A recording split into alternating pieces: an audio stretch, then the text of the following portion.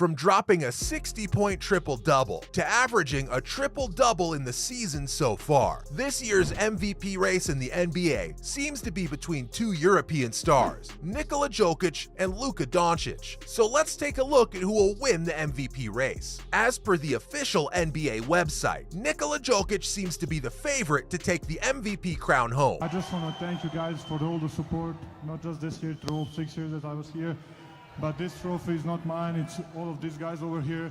So I wanted to cheer you for them.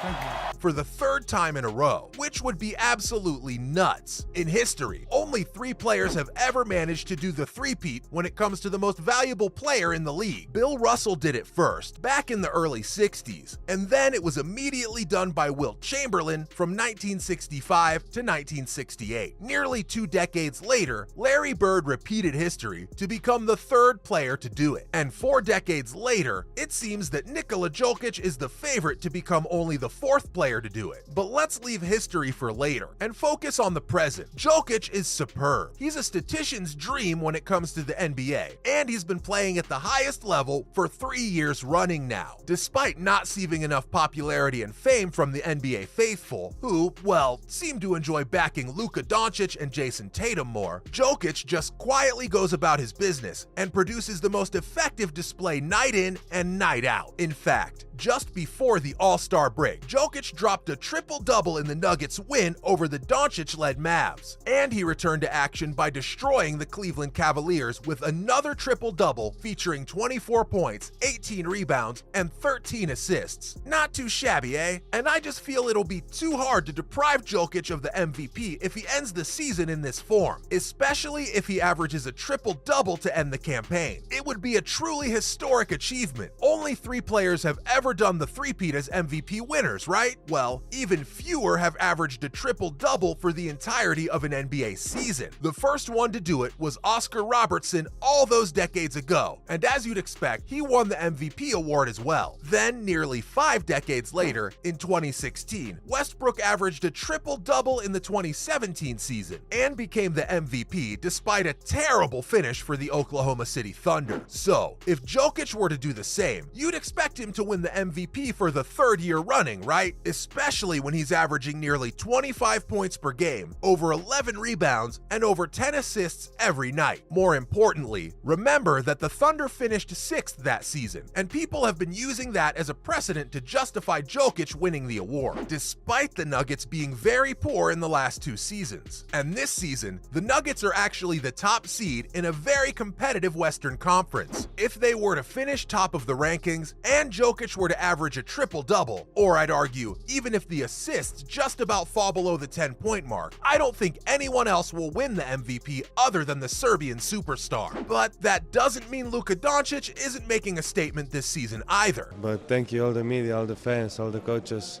and especially my coaches, my teammates, and all my team too.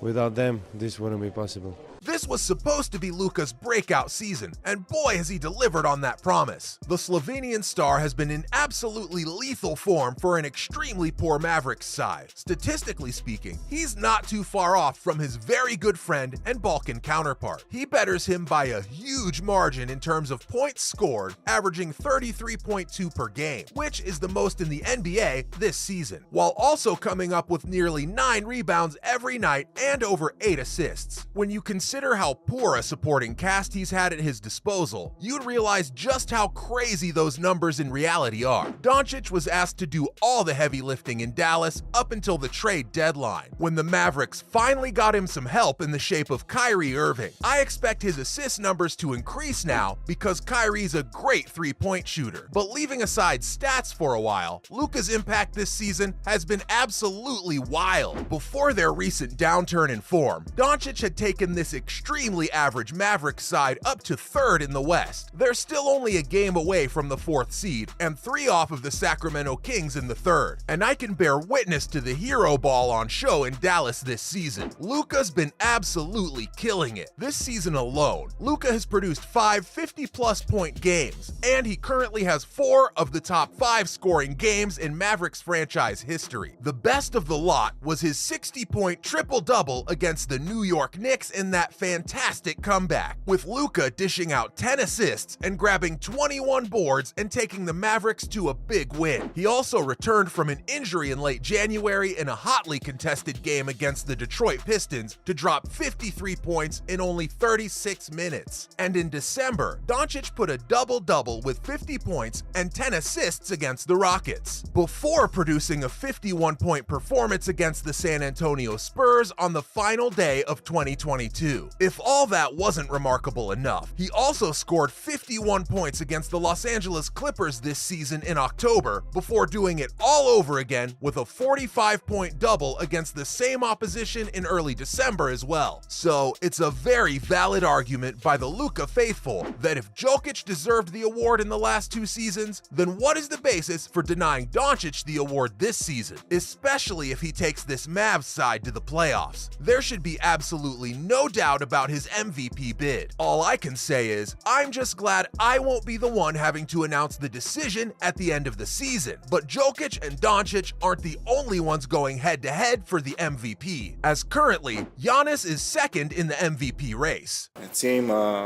first of all, I want to thank my teammates. It takes more than one person to win 16 games.